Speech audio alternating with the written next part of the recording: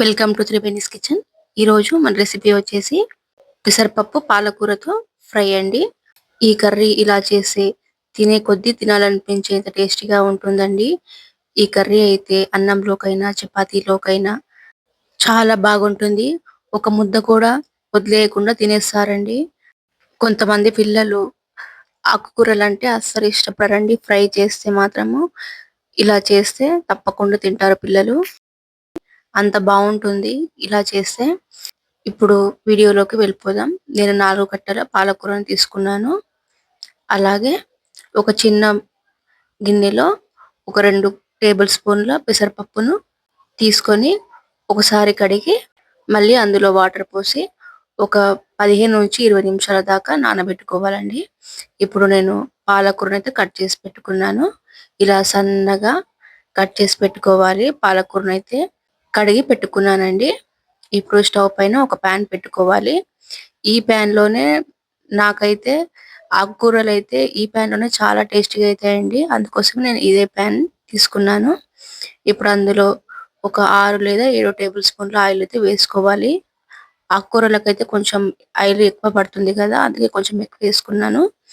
ముందుగా కట్ చేసి పెట్టుకున్న పచ్చిమిరపకాయలు, అలాగే ఒక పెద్దది ఉల్లిపాయ చిన్న ముక్కలుగా కట్ చేసి ఆయిల్లో వేసుకుని ఒకసారి గరిటెతో కలుపుకోవాలండి.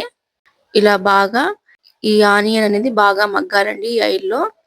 3 నిమిషాల తర్వాత పాలకూరను అయితే ఇందులో వేసుకోవాలి. మొత్తం నీటిని వార్చుకొని పాలకూరను ఈ పాన్ లో వేసుకోవాలి. ఇలా మొత్తం పాలకూరను వేసుకొని గరిటెతో నిదానంగా కలుపుకోవాలండి. స్టవ్ అయితే సిమ్ లోనే పెట్టి కలుపుకోవాలి. ఈ కర్రీ అప్పటికప్పుడు చేసుకునే ఇన్స్టాంట్ రెసిపీ అండి. లంచ్ బాక్స్ లోకైనా పెట్టొచ్చు. పిల్లలు కూడా చాలా ఇష్టంగా తింటారండి ఇలా చేస్తే. ఇప్పుడు ఇందులో 1/2 టేబుల్ స్పూన్ పసుపు, అలాగే కావలసినంత ఉప్పు వేసుకొని ఒకసారి కలుపుకోవాలి. మనం పాలకూరలో పాలకూర పప్పు ఫ్రై అలా చేస్తామండి. ఇలా పెసరపప్పుతో ఫ్రై చేస్తే నాకైతే చాలా ఇష్టం. అలాగే నానబెట్టుకున్న పెసరపప్పును కూడా ఇందులోనే వేసుకోవాలండి. బాగా నానింది.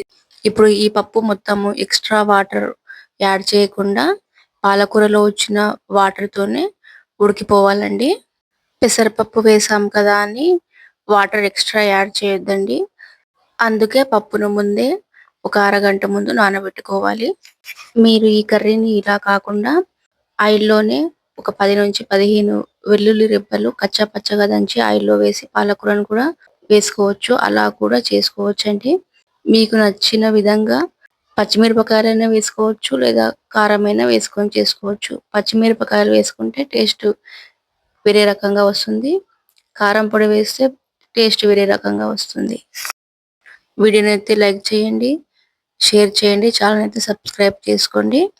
ఇప్పుడు ఒకసారి కలుపుకున్నాక ఒక 15 నిమిషాల పాటు మధ్య మధ్యలో కలుపుతూ మూతను పెట్టి తీసేయాలి.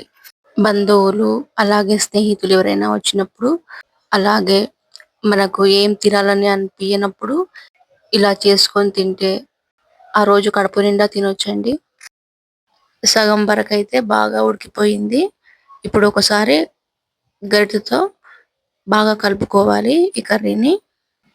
ఈ డిష్ అయితే ఇష్టపడని వారైతే ఎవ్వరు ఉండరండి. ఇలా చేస్తే అందరు ఇష్టపడి తినేస్తారు.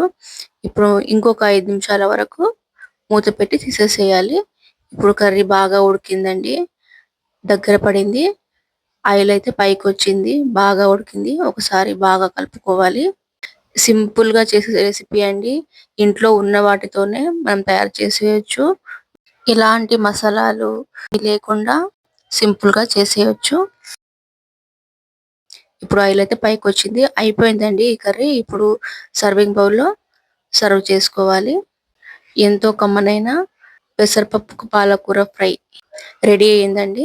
తప్పకుండా ఒకసారి మీరు ట్రై చేసి ఎలా వచ్చిందో కామెంట్ సెక్షన్ లో కామెంట్ పెట్టండి.